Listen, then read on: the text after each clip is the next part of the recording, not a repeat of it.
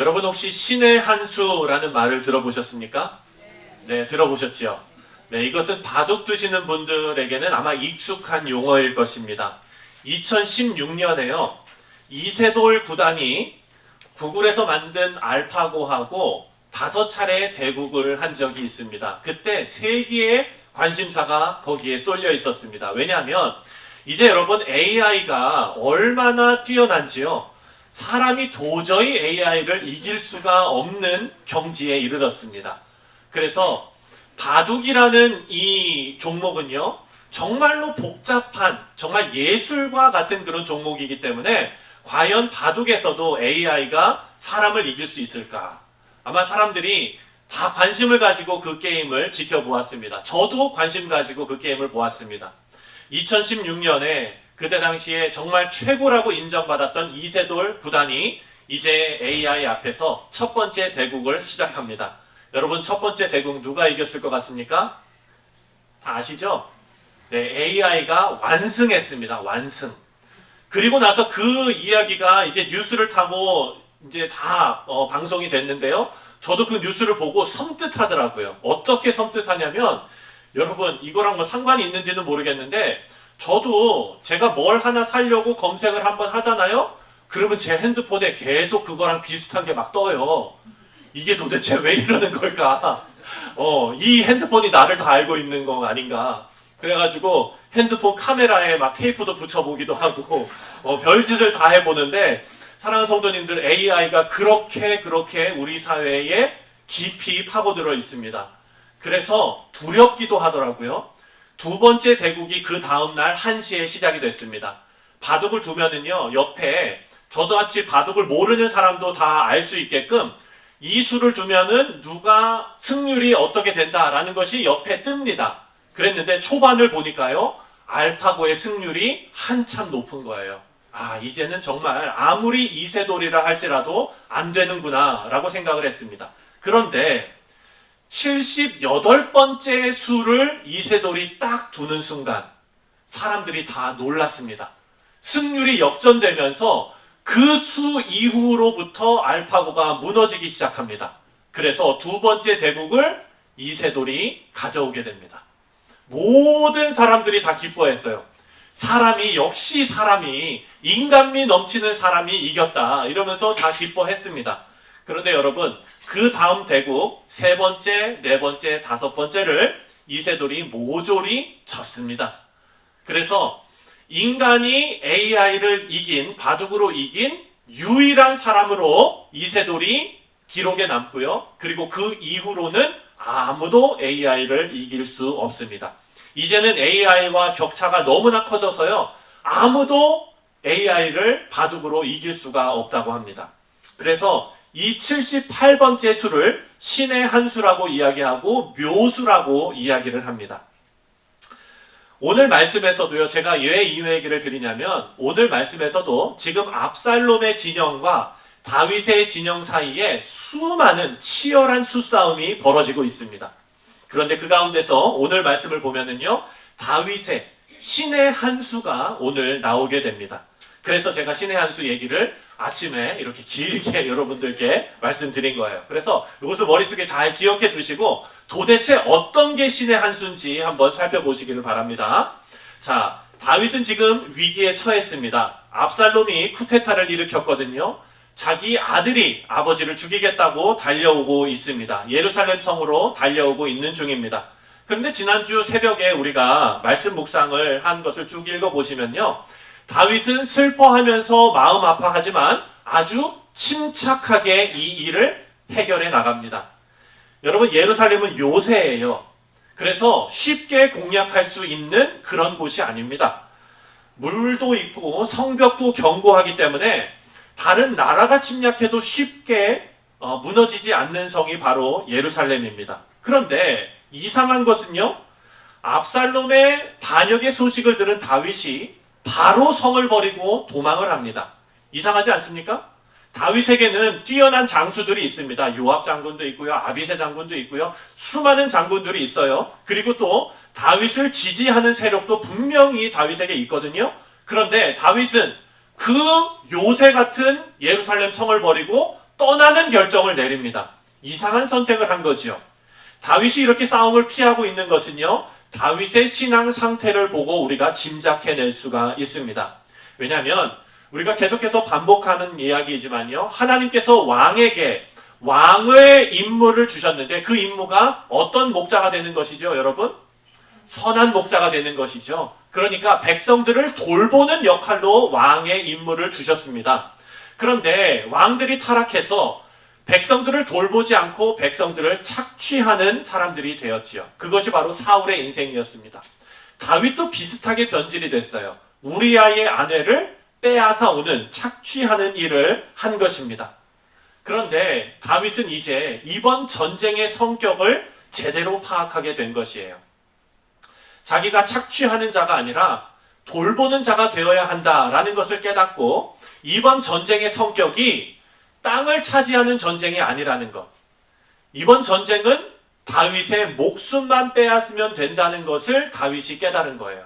그렇다면 여러분, 자기 목숨을 부지하기 위해서 예루살렘 성 안에서 견고하게 문을 걸어 잠그고 압살롬의 군대와 대치하면서 전쟁을 하면 누가 희생을 당하겠습니까? 백성들이, 무고한 백성들이 죽어나가게 되는 것이죠.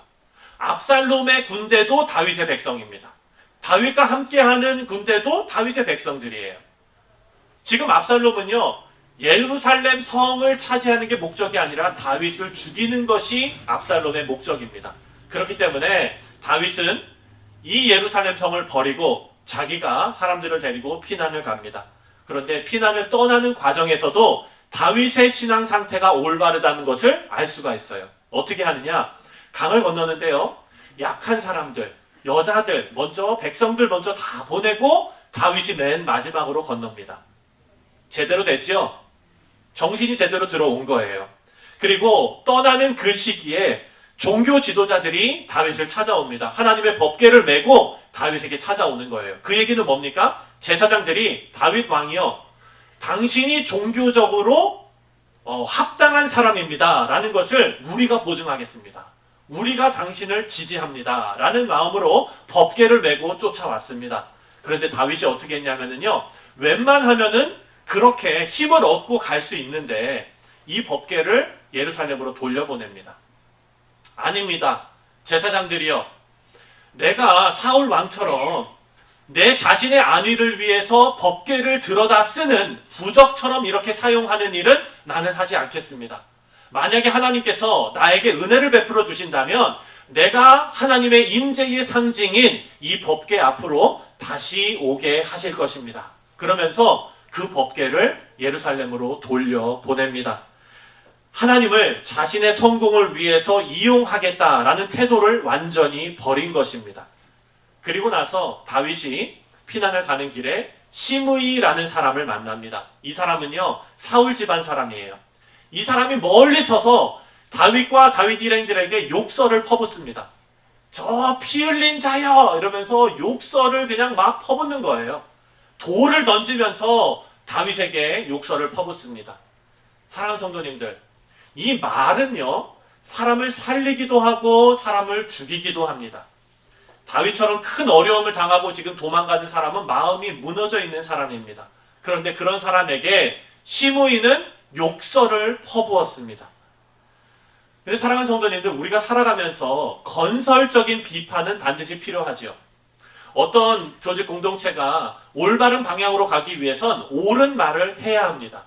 사랑하는 성도님들, 이 옳은 말을 하는데 우리는 이 옳은 말을 아름다운 그릇에 담아야 될 줄 믿습니다. 이 옳은 말을 사탄이 사용하는 그릇에 담아버리면은요, 이것은 더 이상 옳은 말이 아닙니다. 이것은 사탄의 도구가 되어버리고 맙니다. 비판하는 의견을 제시할 때도 인격을 존중할 줄 알아야 합니다. 다윗은요, 큰 마음의 상처를 입었습니다. 옆에 있던 이 장수 아비새가 당장 시므이를 내가 가서 쳐 죽이겠다고 나섭니다. 그런데 다윗이 어떻게 했냐면요, 아비새를 잡아서 말립니다. 말리면서 뭐라고 얘기하냐면, 아비새요, 내가 다 감당해야 될 일입니다. 하나님께서 이 시므이의 저주를 들으시고 혹시나 나를 불쌍히 여겨서 나를 구원해 주실 줄 어떻게 압니까? 다윗은요, 어찌 보면 기고만장한 사람이었거든요. 최고를 달리던 사람인데 이제 마음이 무너져서 이런 상태가 되었습니다. 저는 이 다윗의 상태를 보면서 이 심정이 너무나 비참해 보였습니다. 우리가 지난주에 묵상했지만 다윗은요, 앞으로 계속 어려움을 당할 거예요. 하지만 그렇다고 하나님께서 다윗을 버리신 것은 아닙니다.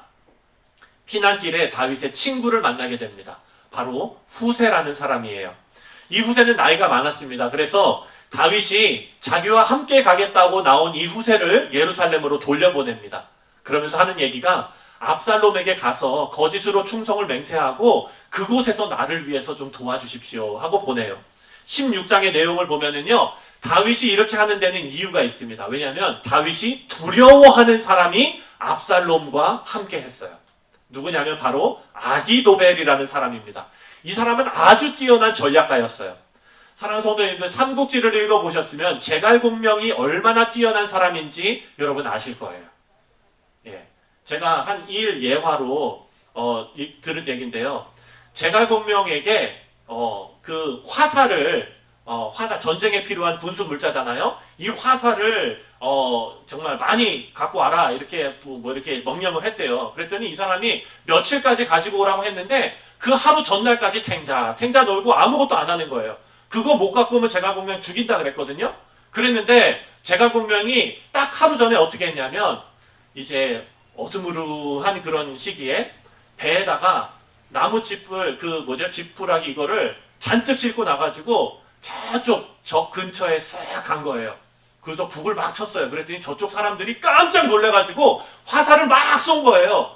그래가지고 이쪽으로 막 맞고 또 저쪽으로 막 맞고 또 돌아서 막 맞아가지고 화살을 어마어마하게 싣고 자기 진영으로 돌아왔다는 거예요. 여러분 너무나 기가 막힌 사람 아닙니까?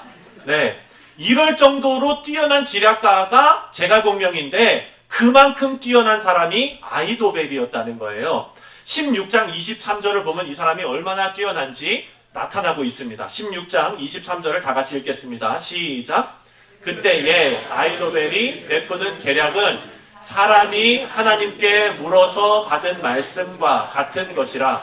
아히도벨의 모든 계략은 다윗에게나 압살롬에게나 그와 같이 여겨졌더라. 아멘.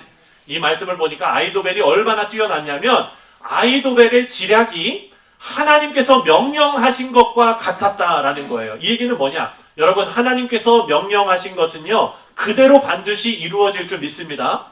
당연히 그렇게 되지요. 그런데 아히도벨이 신앙적으로 하나님 앞에 올바로 선 사람이다 라는 의미가 아니라 아히도벨의 지략이 항상 성공했기 때문에 하나님께서 명령하신 것과 같은 그런 비슷한 권위로 사람들이 받아들일 정도로 뛰어난 사람이었다는 겁니다. 그래서 다윗은요, 아히도벨이 압살롬과 합세했다는 얘기를 듣고 마음이 무너졌어요. 바로 하나님 앞에 엎드려가지고 기도했습니다. 하나님, 나를 지켜주십시오. 정말 아히도벨은 뛰어난 지략가였고 무서운 사람이었습니다. 오늘 본문을 보면 그가 얼마나 무서운지 알 수 있습니다. 1절부터 3절을 다 같이 함께 읽겠습니다. 시작. 또 압살롬에게 이르되 이제 내가 사람 12,000명을 택하게 하소서. 오늘 밤에 내가 일어나서 다윗의 뒤를 추적하여 그가 고나고 힘이 빠졌을 때에 기습하여 그를 무섭게 하면 그와 함께 있는 모든 백성이 도망하리니 내가 다윗 왕만 쳐 죽이고 모든 백성이 당신께 돌아오게 하리니 모든 사람이 돌아오기는 왕이 찾는 이 사람에게 달렸음이라. 그리하면 모든 백성이 평안하리이다 하니. 아멘. 사랑하는 성도님들, 싸움 중에서 최고의 전략은 싸우지 않고 이기는 것입니다. 우리의 피해를 최소한하고 그리고 이기는 것이 제일 좋은 방법이죠. 아히도벨은 지금 그 방법을 쓰려고 하는 것입니다.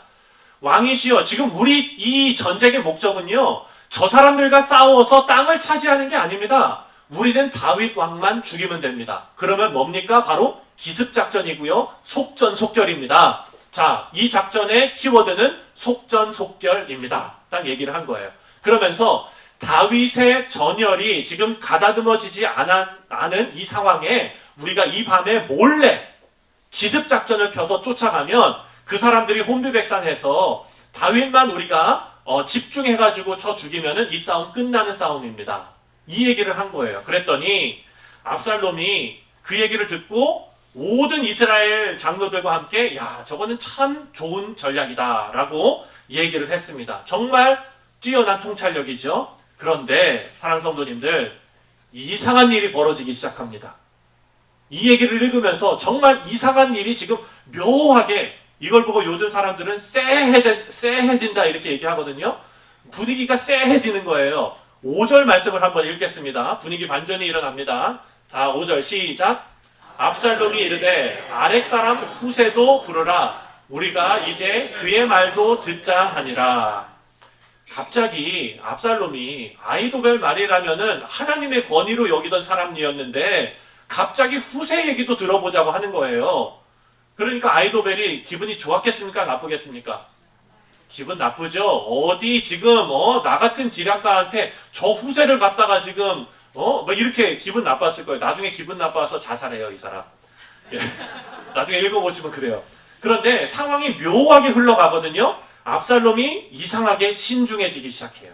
그러면서 아히도벨이 계획대로 진행됐으면 그냥 게임 끝인데 두 번째 견해를 듣기 위해서 후세를 부릅니다.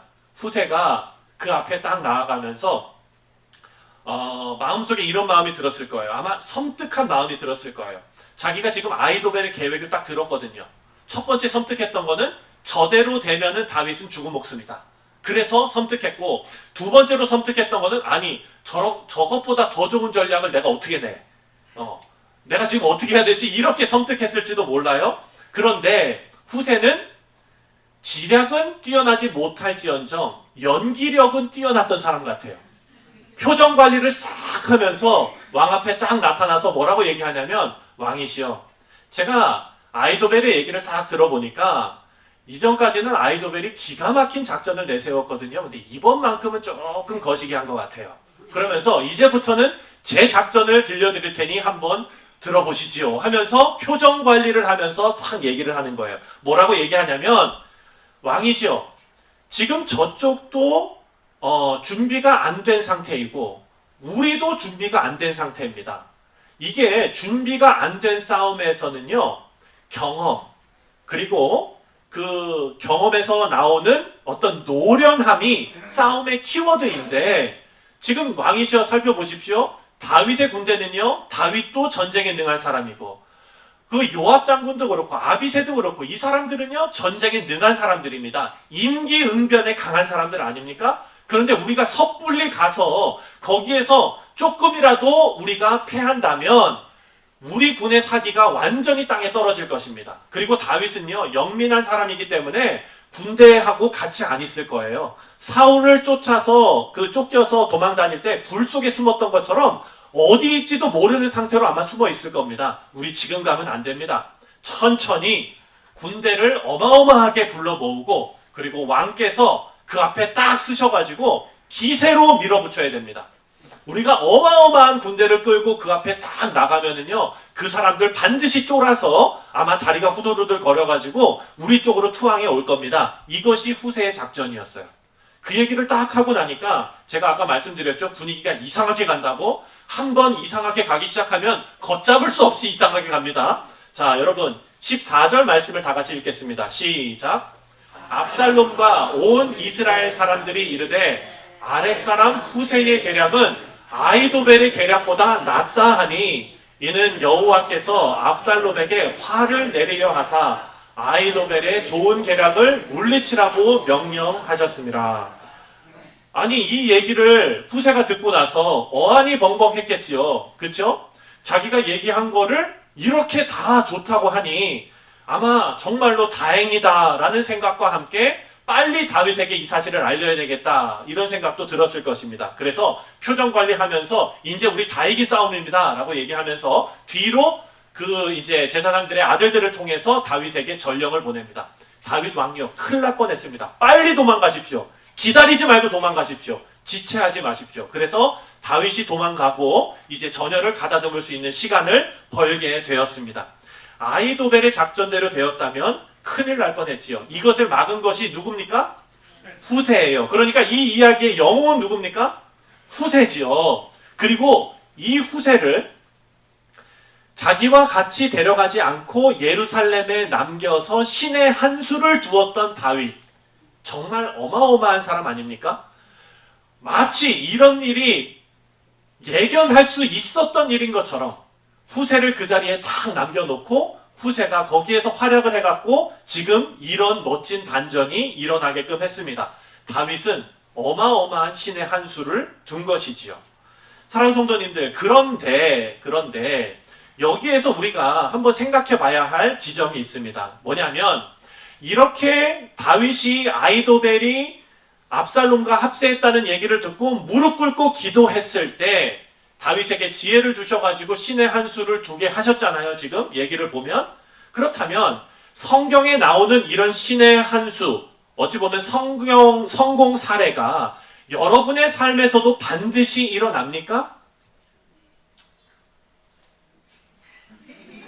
제가 항상 주일마다 이렇게 조금 이렇게 대답하기 어려운 질문을 드리죠. 죄송해요. 그런데 여러분 생각해 보세요. 우리가 신앙생활 그냥 넋놓고 할 수는 없잖아요. 무조건 잘 됩니다. 무조건 괜찮습니다. 이럴 수 없잖아요. 우리 좀 생각해 봐야 돼요. 믿는 사람으로서. 아니 다시 말해서 이 다윗이 후세를 예루살렘에 남기는 이 다윗의 작전, 신의 한 수가 정말 맞아떨어져서 성공을 거뒀는데 단순하게 정리하면 여러분이 매번 기도하면 항상 이렇게 신의 한 수를 둘 수 있냐는 말입니다. 사랑하는 성도님들, 만약에 이것이 가능하다고 여기시는 분들은 아마 요한복음 14장 14절을 항상 외우고 다니시는 분들일 거예요. 다 같이 읽겠습니다. 시작. 내 이름으로 무엇이든지 내게 구하면 내가 행하리라. 아멘. 우리 큰 소리로 아멘 하셔야 됩니다. 이것은 하나님 앞에 구하면 반드시 이루실 줄로 믿습니다. 아멘. 예. 이것은 우리가 아멘 해야 돼요. 그런데 여러분께서는 지금 동상이몽이라고 할까요? 하나님의 마음은 이런 것인데 우리의 마음은 이런 것일 수 있다는 것을 오늘 한번 살펴봐야 됩니다. 이 말씀을 우리가 알기 위해서는 그 위에 있는 12절과 13절도 같이 읽어야 합니다. 읽겠습니다. 시작. 내가 진실로 진실로 너희에게 이르노니 나를 믿는 자는 내가 하는 일을 그도 할 것이요 또한 그보다 큰 일도 하리니 이는 내가 아버지께로 감이라. 13절. 너희가 내 이름으로 무엇을 구하든지 내가 행하리니 이는 아버지로 하여금 아들로 말미암아 영광을 받으시게 하려 함이라. 아멘. 사랑하는 성도님들, 이 말씀은요 우리에게 정말 힘이 되고 위로가 되는 말씀입니다. 하나님께서 저와 여러분과 함께 하시겠다는 말씀이에요. 그런데 예수님께서 이 말씀을 하시는 목적이 있습니다. 이 목적은 뭐냐? 우리처럼 예수 믿고 신앙생활 열심히 하는 사람들에게 용기를 주시고 위로해 주시려고 하시는 말씀이거든요. 그러면서 예수 믿고 하나님의 자녀가 된 사람들에게는 변화가 일어나는데 어떤 변화가 일어나냐면 예수님의 능력이 주 안에 있는 우리에게서도 나타난다는 거예요. 예수님의 능력이 여러분 가운데 나타날 줄 믿으시기 바랍니다. 자, 이제부터 여러분 집에 가서 밥할 필요가 없어요. 기도만 하면 사랑하는 성도님들 밥이 나오는 거예요. 끊어지지 않아요. 손님 대접 문제 없습니다. 5,000명도 먹일 수 있어요. 기도만 하면. 사랑하는 성도님들, 예수님의 능력이 우리 가운데 나타난다 하면은요, 우리는 가장 먼저 뭘 떠올리냐면 기적을 떠올립니다. 왜냐하면 사람은 자기가 듣고 싶은 말만 들어요. 예수님의 일이라고 하면은요, 물론 기적을 빼놓을 수가 없습니다. 하지만 예수님의 일은 기적을 포함하지만 예수님 사역의 본질은 뭐냐? 바로 겸손함과 섬김과 사랑이었음을 우리는 기억해야 합니다. 예수님께서 이 땅에 오셔서 자, 여러분들 잘 보세요. 나 십자가에 죽습니다. 자, 죽었지요? 확인했지요? 3일 있다가 짠! 나타났습니다. 이러면서 퍼포먼스를 하려고 이 땅에 오신 게 아니에요.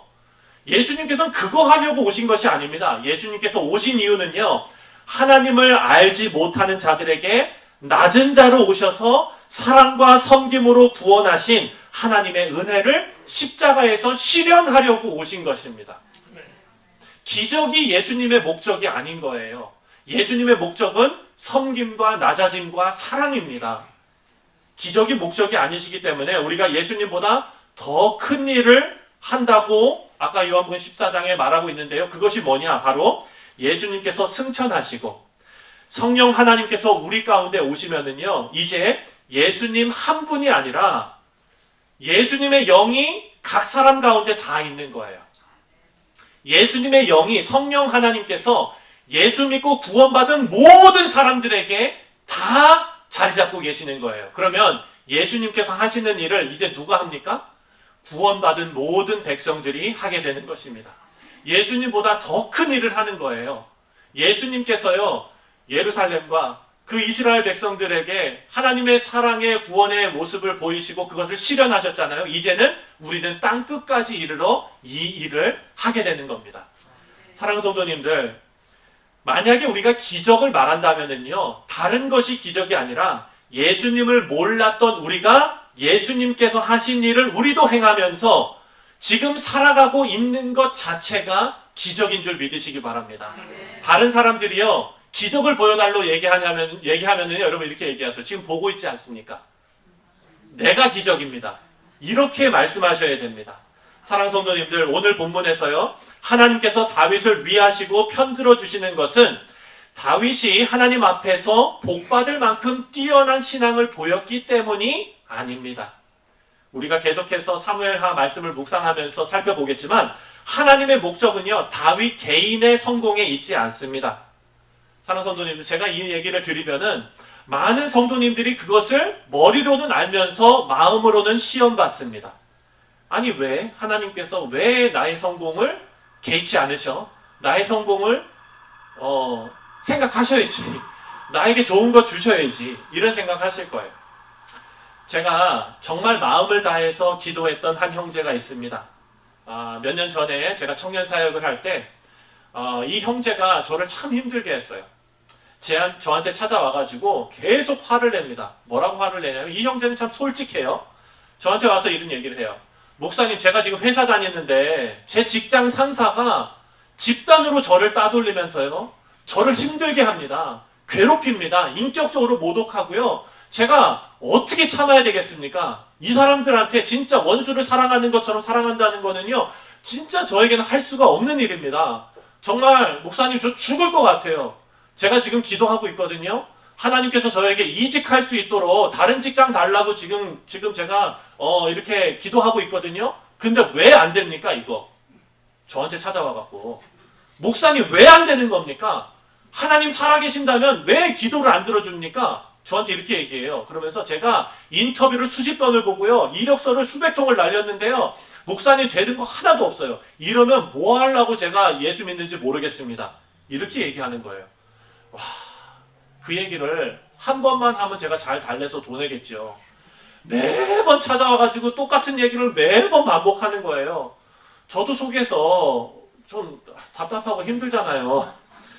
제가 이 청년에게 이렇게 얘기할 수는 없지 않습니까? 형제님, 모든 일에는 원인이 있기 마련입니다.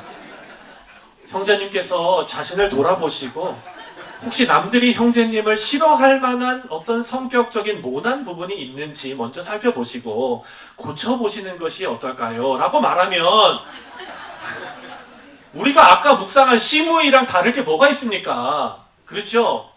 그래서 저는 그렇게 못했지요.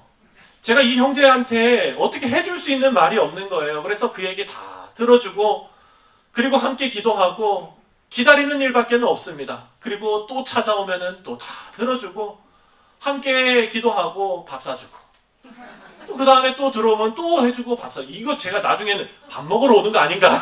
이런 생각 들 정도로. 그렇게 기다림의 연속이었어요. 그런데 이렇게 형제님에게 얘기할 수는 있겠죠. 신학적으로, 형제님, 세상의 성공이 하나님의 목적이 아닙니다. 형제님의 성공이 하나님의 목적이 아니거든요. 그래서 형제님에게 중요한 것을 가르치기 위해서 하나님께서 이 시간을 주시는 줄 믿습니다 하면은 그분이 교회를 떠날 것만 같았습니다. 그래서 그 얘기도 못했어요. 여러분, 이 형제는요, 지금 다윗과 같은 인생을 살고 있는 것입니다. 하나님께서 하나님의 뜻을 이 형제의 삶에 이루고 계십니다. 이 형제님이 지금 힘들고 어렵고 외롭고 억울하거든요. 그래서 이 형제는 지금 기도하는 것이 뭐냐? 다윗에게 하나님께서 보이신 신의 한 수를 이 형제에게도 보여달라고 지금 요청하고 있는 거예요, 기도로. 사랑하는 성도님들, 하나님께서는요, 근데 그렇게 일하지 않으셨어요. 이 형제에게.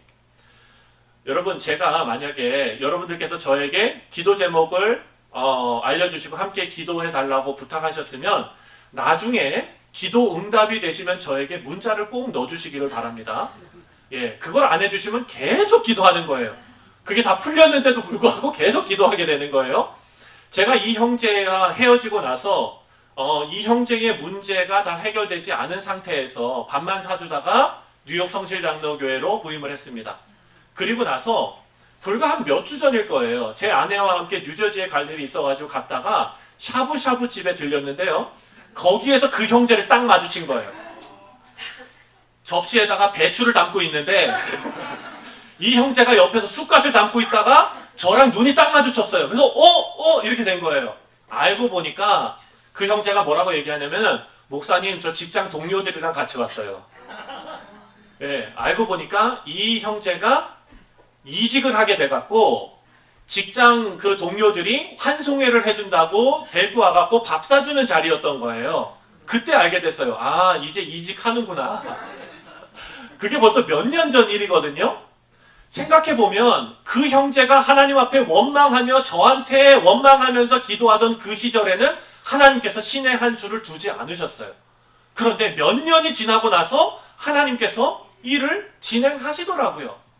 사랑하는 성도님들, 제가 여러분에게 드리고 싶은 말씀은 이것입니다.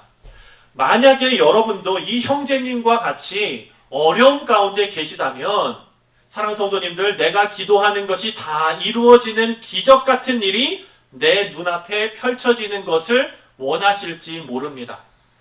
하지만 생각해보면 여러분, 우리가 이성적으로 생각해보면요, 여러분이 해결 못하니까 하나님께 기도하는 건 아닙니까? 그렇다면 하나님의 방법은요, 우리가 이해할 수 있고 우리 눈에 보이는 방법으로만 결과로서 우리에게 주어지지 않는다는 얘기예요. 우리가 이해할 수 없는 방법으로 하나님께서 우리에게 기도 응답을 하실 수 있다는 얘기입니다. 그 형제가 그렇게 기도할 당시에는 하나님의 응답은 뭐였을까요? 기다려라 였을지도 모릅니다. 예. 사랑하는 성도님들, 우리 인생이 바로 이렇습니다. 오늘 말씀에서 우리가 알 수 있는 진리는요, 하나님께서 다윗에게 작은 승리를 주시는 것에 급급하신 분이 아니시라는 거예요. 하나님은 어떤 하나님이시냐? 다윗 왕국으로 예표되는 예수님의 왕국이 이루어지는 그 일에 신실하게 그 밑에서 다윗을 붙잡고 끌고 가시는 하나님이십니다. 다윗이 신의 한 수를 두었기 때문에 그 위기에서 탈출할 수 있었던 것이 아닙니다. 다윗에게 후세라는 든든한 지원자가 있었기 때문에 목숨을 건질 수 있었던 것이 아닙니다. 다윗이 위험에서 벗어날 수 있었던 단 한 가지 이유는 바로 하나님께서 다윗의 편을 들고 계셨기 때문입니다.